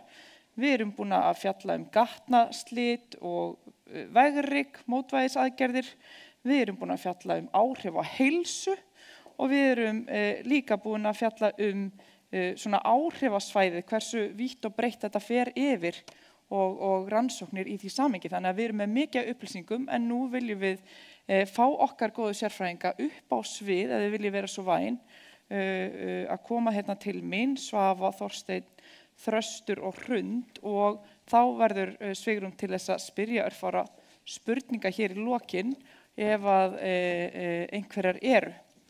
Og hér Halldóra komin með mæk og ef að það eru spurningar þá getið þið fengið til ykkar mikrofón og spurt spurningar og þá geta sérfræðingarnir okkar svarað eftir bestu getu í því og áhuga og þekkingu. Þau eru auðvitað aðeins sérhæfði í mismunandi áttir. Einhver sem að vill hefja leikinn í þessu? Gjörðu svo vel. Það fínt ef að fólk segir til nafns og í upphafi. Já, góðan daginn. Hjálmar Sveinsson heiti ég og borgarfulltrúi Reykjavík og búinn að vera lengur held ég en nokkur annar í umhverfis- og skipulagsráði. Þannig að frábær erindi og það greinilega mikil svona þekkingar, öflun og hvað sagt í dag, þekkingarsköpun, hvað varðar áhrif á þætti, svona mengunar. En það sem að mér finnst svolítið sláandi í rauninni að því að búið að tala þetta svo lengi að það hefur rauninni ekkert gerst til þess að minnka þetta, bara nákvæmlega ekki neitt. Umferðin eykst stöðugt, nagladekkja notkun eykst stöðugt og og meiri segja að koma stórum dísilrútum burt af Skólavörðuholtinu þar sem að þær eru onni í barna eða sem sagt leikskólum ætla ég að segja. Það gengur mjög hægt. En mér datt í hug kannski bara Svava og þið hin, við höfum rætt þetta áður við Svava allavega því að nú eru svona dómar að falla í Evrópu og það sem að yfirvöldur hreinlega gerð ábyrg fyrir því að hafa þessa hluti ekki í lagi og hvað segir það? Þetta kannski það sem að við megum eiga von á og kannski þetta það eina sem að getur eitthvað aðeins breytt þessu ástandi. Takk fyrir þetta, Hjálmar. Byrja að Svava. Þetta að virka? Nei. Ok. Tala bara beint í. Já, þetta alveg rétt. Það bara alltaf að færist í aukana að það verið að lögsækja borgir og bæi í Evrópu og fólk að vinna þau mál. Vegna þess að sveitarfélög náttúrulega bera mjög ríka ábyrgð í því hvernig þau haga sínu skipulagi og aðgerðum og svona til þess að reyna að skapa sem best umhverfi. En það má benda á að samkvæmt reglugerðum kortlagningu hávaða og aðgerðaáætlana þá á Reykjavíkurborg að setja sér aðgerðaráætlun og einbeita sér þá að þeim stöðum þar sem hvað svona versta ástandið til dæmis varðandi hávaða, umferðarhávaða og þetta helst svolítið í hendur eða þú ert að berjast gegn umferðarhávaða þá ertu líka svolítið að berjast gegn loftmengun og þarna erum við líka að kannski fara að lenda í einhvern lögsóknum þannig að það alltaf ávinningur hjá okkur að draga úr umferð því að það á svo mörgum sviðum sem að við berum ríka ábyrgð sveitarfélögin og almenningur sannarlega hefur rétt á heilnæmu umhverfi og okkar lögum hollustuhætti og mengunarvarnir miðeinmitt að því að skapa öllum heilnæmt og örugt og gott umhverfi. Þannig ég held við getum aldrei skorast einmitt undan þessari ábyrgð og kemur örugglega í ljós á næstu árum. Takk fyrir þetta. Eru fleiri spurningar? Já, það eru komna hérna nokkrar.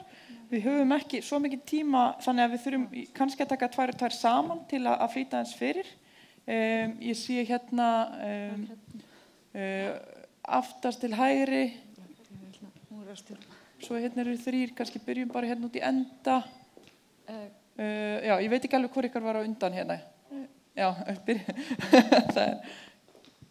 byrja bara hérna bara örstutt Halldór ég plöntulífsfræðingur frábær erindi og það svo ljóst að það skortir ekki þekkingu langar að heyri ykkur hvaða hljómgrunn þegar við fengið fyrir ykkar þekkingu og hvernig væri að gera þetta að umræðu allt árið, ekki bara nokkra daga á árinu og hvernig landstjórnin getur brugðist við. Og þið eru hérna að horfa á þetta út frá sveitarfélögum sem mjög mikilvægt en mikið af þessum ákvörðunum sem hefur mest áhrif á þetta eru teknar á landsgrunni og til dæmis með breytingum á samsetningu bílaflotans sem nýlega búið taka ákvarðanir sem snúa þróuninu við. Takk, bætum kannski við einni spurningu til viðbótar í þessari atriðinu. Já, komið sæl, ég heiti Ásgeir Brynjar, ég bjó fyrir aldarfjórðungi í Oslo þegar naglar voru bannaðir þar og ég bjó fyrir 10 árum í Svíþjóð í 10 ár þegar naglar voru líka bannaðir í miðborginni þar og mér finnst bara rétt að benda ykkur á að það er eitt sem vantar inn í öll erindin samkvæmt þessum rannsóknum sem lágu til grundvallar þar að stoppa naglana var að þeir eru bara betri dekk í íshálku. Og í báðum þessum borgum keyrði ég oft á íshálku, held ég einu sinni á öllum mínum lífsferli keyrt í íshálku í Reykjavík. Þannig að það sem vantar inn í heildarmyndina er hver er ávinningurinn af því að vera að keyra á nöglum, því að hann virðist mér hér í Reykjavík bara vera sá að þurfa ekki að draga úr umferðarhraða þegar að slabbið kemur eða smá snjór og frelsi einstaklingsins nýtur meiri verndar hér heldur en í öðrum löndum í kringum okkur. Þannig að frelsi til að fá að keyra á nagladekkjum og keyra á sama hraða og sumrin er það sem er að drepa að minnstakosti 100 manns og láta okkur öll hinn hósta. Þannig að það verður að ná þessu lengra heldur en að vera með stýrihópa í 5 ára enn eða reyna að fá þing til að gera eitthvað því að ávinningurinn af nagladekkjum í Íslandi er engin ef að fólk getur bara keyrt aðeins hægar þegar kemur snjór og sem eru örfáir dagar. Að ég bæti nú ekki við að lögreglan leyfir síðan fólki að keyra á nagladekkjum fram yfir lögbundin frest til að taka þau af. Þannig að búist bara við lögsóknum, kæru borgarfulltrúar, ef þið breytið þessu ekki hratt. Það var kannski ekki mikið spurning í þessu, en kannski taka hérna Kjartan aftast og svo tökum við hringinn. Við Kjartan og svo var ein spurning í viðbót hérna, 2, ok, þá verðum við að stoppa hérna og leyfa þeim, já. Já, ég heiti Kjartan Magnússon og er borgarfulltrúi. Ég vil þakka fyrir mjög góð erindi og fróðleg eins og við varum að búast. Mér langar aðeins varðandi gæði malbiksins. Ég veit að það hefur verið lögð áherslu á að auka gæði malbiksins, gera það sem hafa meiri hörku í því. Þetta sérstaklega á stofnbrautum var ástæða til að gera það líka í húsagötum því að þetta eru bílum ekki þar líka og er hægt að gera malbyggi enn betra og harðara heldur en það er orðið. Maður sér alveg ennþá að þeir sem strætó sem er aldrei á nagladekkjum, þeir eru götukalpar sem strætó hefur til umráða, þar verða alveg til bungur líka þannig að þetta er kannski spurning gæði malbyggsins mér. Væri hægt að auka það henni frekar og hvað með steypu, ekkert tíma kom norskur sérfræðingur, hann mælti með steypu ef mann rétt, því að hún var í hörðust af þessu öllu og slitnaði minnst upp úr henni og svo þessar ráðleggingur að aka ekki eftir Miklubrautinni sem þetta allavega ekki stillu, má ekki bara skilja það svo að það eigi við allar þessar stofnbrautir þar sé óskynsamlegt að hjóla eftir þeim. En hversu langt á maður að fara frá þeim ef maður að hjóla? Er þá bara nóg að fara í næstu götu eða á maður að halda sig enn fjarri þessum stofnbrautum, svona ef maður hugsar lungun? Takk. Takk fyrir þetta og það ætla ég að bjóða ykkur að bregðast við eftir, þið þurfum ekki að bregðast við öllu svo sem, en þið getið ráðið bara. Viltu byrja að svá? Já, ég ætlaði bara að segja að stjórnvöld þurfa að bregðast við. Við þurfum að setja betri og ítarlegri löggjöf í þessum málum og til dæmis bara að horfa til ráðlegginga Alþjóðaheilbrigðismálastofnunina með að lækka þessi gildi, þessi heilsuverndarmörk sem eru fyrir loftmengun og svona bara á ýmsum öðrum sviðum líka, til dæmis opna fyrir mögulega gjaldtökuheimild á nagladekkjum því að sannarlega eins og þú komst inn á að þá er kannski þörfin fyrir nagladekk hér innan borgarmarkana afskaplega lítil og það er það sem við erum alltaf búin að vera að höfða til í okkar fræðslu og í okkar aðgerðum og það er akkurat það að þeir sem að geta komist af án þeirra, er ekki að fara út á land og svo framvegis, sleppið þeim. Og þetta er náttúrulega staðreyndin mitt að þau eru rauninni verri í snjó heldur en venjuleg vetrardag og við erum miklu oftar með þær aðstöður í Reykjavík heldur en þessa ísálku eins og þú ert að tala um. En kannski bara að lokum að það sem að Kjartan er að koma inn á, að það er náttúrulega auðvitað því meiri gæði í malbyggi því betra og til dæmis steypt yfirborð, það náttúrulega talað að það sé slitsterkara en það líka miklu dýrara. Þannig að við erum alltaf að tala hvaða ávinning höfum við á móti kostnaði, en ég hins vegar ekki alveg sérfræðingur í malbikshörku, þannig að ég kannski læt öðrum það eftir að svara því. Þorsteinn, kannski með það svolítið? Sko, já, ég held að varðandi gæði malbiksins held ég að við séum komið kannski bara eins langt eins og hægt að komast og Líka í húsagötum? Já, sko, þetta líka kannski spurningu svona kostnaðarhagkvæmni.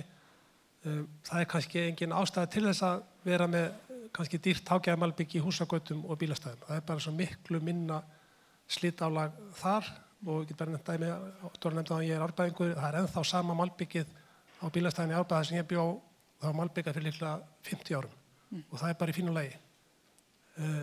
En þannig ég heldur séum komin nánast eins og gott malbygg eins og hægt að gera. Steypan vissulega, hún slitsterkari, það miklu lengur að leggja hana og það erfiðar að endurleggja hana þess að það meiri töf á umferð þegar það verður endurleggja yfir. En aftur á móti sem meiri háaðamengun á steyptum götum og það munar talsvert. Og varðandi sko stórir bílar slíta vissulega og varðandi þessar stræt og akreinar, ég held að það sé nú samt eiginlega sérstakt rannsóknarefni að skoða þær. Mér finnst alveg undarlega mikið slitaðum að það slitna svolítið öðruvísi, það svona svolítið eins og að brotni upp finnst mér. Ég sem ekkert gert útett, bara svona sjónrænt mat.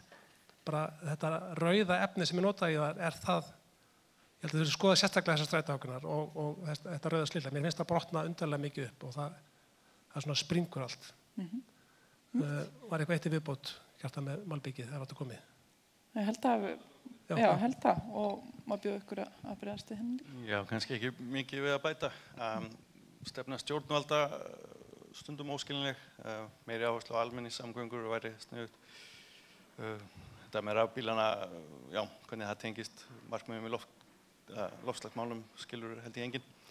Hvað segirðu fyrir ekki? Hvernig það fella niður styrkina fyrir rafbíla eða skattinn og svo litt hvernig þetta fer saman við markmið í loftslagsmálum og annað.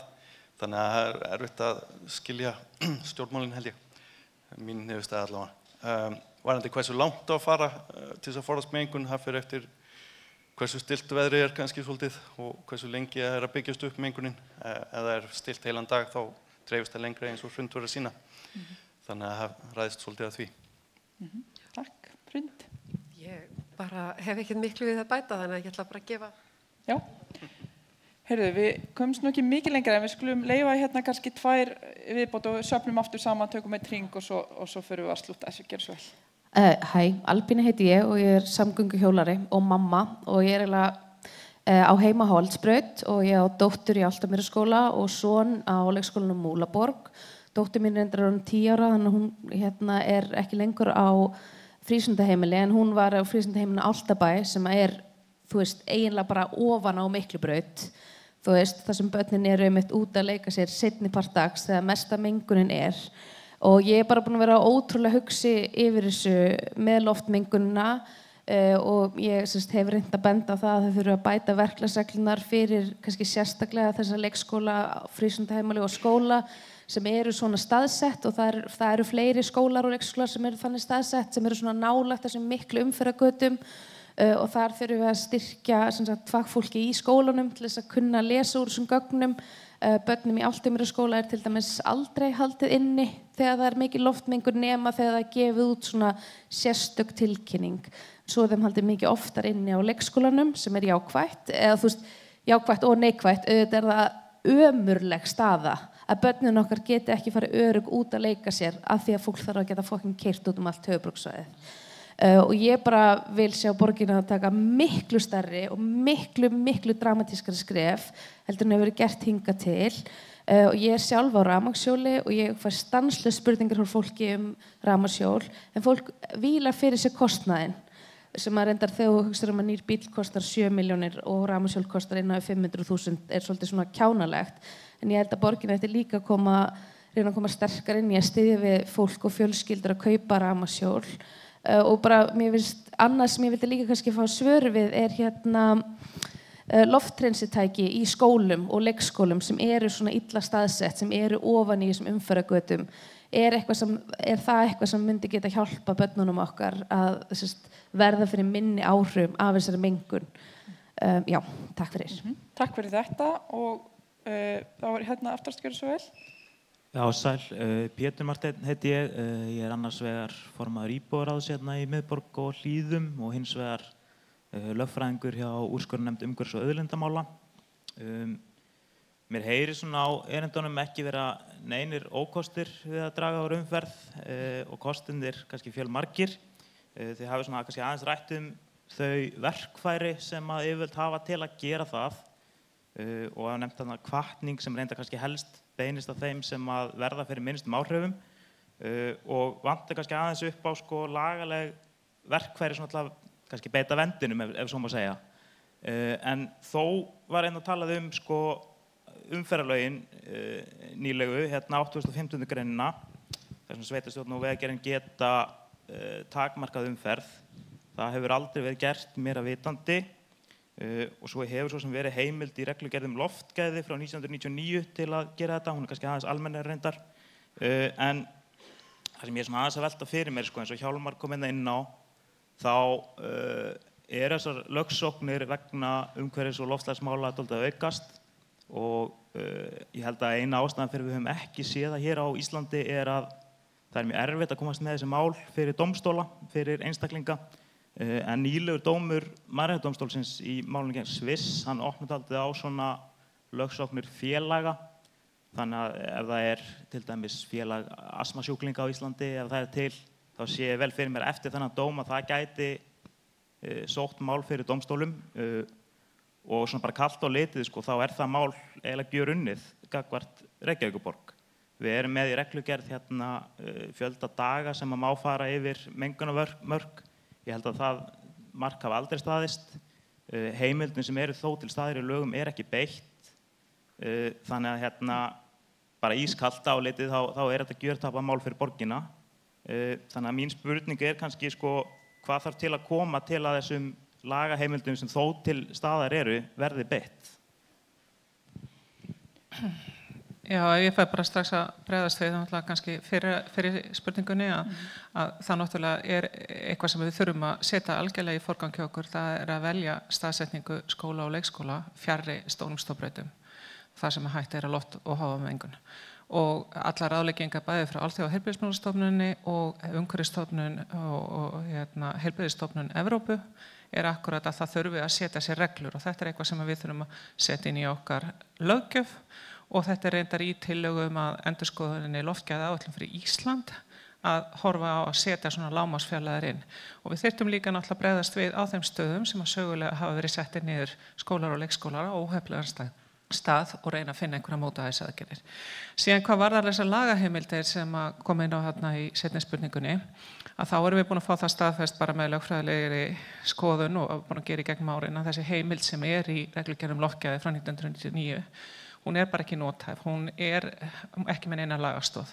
Hún segir að við heilbrigðisnefnd getum bara stöðvað umferð eða takmarkað umferð, en við getum það ekki. Við höfum ekki heimildir til þess, við ráðum ekki við lögreglunni, við erum ekki veghaldarir í öllum tilvikum og þannig að sú heimild hefur aldrei verið notað. Það var skoðað mjög grannt þegar við gerðum viðbragðsáætlunina. Síðan náttúrulega kom þessi nýja lagaheimild inn 2019 og það búið að vera mjög mikil vinna í gangi síðan við að skoða þetta. En það náttúrulega annmarkar, það vantaði innviðana, það vantaði reglugerð breytilega skiltun og margir vildu fá líka reglugerð ráðherra með nánari útlistun á hvernig þú ættir að beita þessu ákvæði. Því það stendur í þessari 8.5. grein að ráðherra geti gefið út reglugerð og það komur reyndar dröga þessar reglugerð inn í samráðsgátt en hún hefur aldrei verið gefin út. Aftur á móti innviðaráðuneytið búið að gefa út þá yfirlýsingu í gegnum ákveðnar kærur og kvartanir sem hafa komið fram vegna beitingu þessara laga að lagaheimildir inn og sér sé alveg nóg til þess að beita sér. Þannig að það akkúrat á grunni þessa sem við í stýrihópnum erum búin að vera að vinna. Kannski að byrja hjá Hrund, viltu bæta einhverju við að koma með af því að við? Mér langar kannski bara að minnast á með loftgæði innan húsa það ekkert einfalt mál að setja loftræstikerfi. Rannsóknir sýna það að stundum gera þau hreinsibúnaðar bara verð. Þannig að það verið margir að spá og spekulara með gróður sem náttúrulega leið til þess að fanga svifryk og niturdíoxíð og eitthvað svona. Þannig að ég held að sé ekkert svona augljós leið. Þetta væri þetta besta inntakið ef þú ert með loftræstingu inn í skólum, að það sé þannig staðsett að þú ert að taka hærra uppi þetta mesta mengun við jörðu. En það er ekkert einfalt mál að ætla loftræsta svona byggingar sem eru nálægar. Ok, áhugavert. Þröstur eða Þorsteinn, er ég bæta við? Ég held við komumst svo ekki mikið lengra með Kannski bara smá viðbót sko með þessar heimildir, oft talað sko heimild til að stöðva umferð. Ég held að það sé svona ekki sko raunhæft að fara að stöðva umferð, en það mætti til mig skoða betur þetta með að lækka hámarkshraða á veturnar. Það myndi hjálpa. Og svo þetta með nagladekkjagjaldið, það hefur verið mikil andstaða á sérstaklega landsbyggðinni, eða svona fólk sem kannski býr á Selfoss og keyrir í bæinn. Þetta verið mikil landsbyggðaskattur sem ég held að sé svona ákveðið miskilningur að vanti kannski bara betri kynningu. Þetta verið fyrst og fremst skattur fyrir íbúa á höfuðborgarsvæðinu, ekki einhvern á Ísafirði sem þarf að keyra 2 ára í bæinn, hann getur það bara að borga daggjald sem kannski eins og að leggja í stöðumæli. Þannig að svona betri kynningu útfærslu á hvernig þetta gæti litið út áður en það er greinilega ekki pólitísku vilji til að setja þetta á eins og sko. Góða punktur. Viltu bæta einhverju við, Þröstur? Heyrðu, þá getum við nú ekki komist lengra með þetta. Það eru enn fleiri sem vildu spyrja spurninga. Ég vil minna en nú kannski hægt að bara eiga samtal hérna eftir. Ég vil líka minna á samráðsgáttina í samhengi við þessa stefnumörkun sem við erum sannarlega í og uppfærslu viðbragðsáætlunar. Endilega sendiði inn ábendingar, athugasemdir, tillögur og hugmyndir þar inn. Ég vil líka hvetja ykkur sem eru sérfræðingar að beita ykkur þar. Það eru tækifæri til að senda líka tillögur og hugmyndir. Við viljum heyra frá ykkur öllum og það er gagnlegt fyrir okkur sem erum hér að reyna að bregðast við þessum efnum og gera okkar besta til að bæta borgina. Takk fyrir að koma öll. Ég vil líka þakka kærlega Guðrúnu Soffíu Björnsdóttur og Halldóru Traustadóttur frá umhverfis- og skipulagssviði sem hafa haldið utan þennan fína viðburð, skipulagt hann af miklu myndarskap og öðrum sem hafa komið að. Takk fyrir. Takk öll fyrir að koma og taka þátt og eiga með okkur notalega morgunstund mikilvægt málefni. Takk.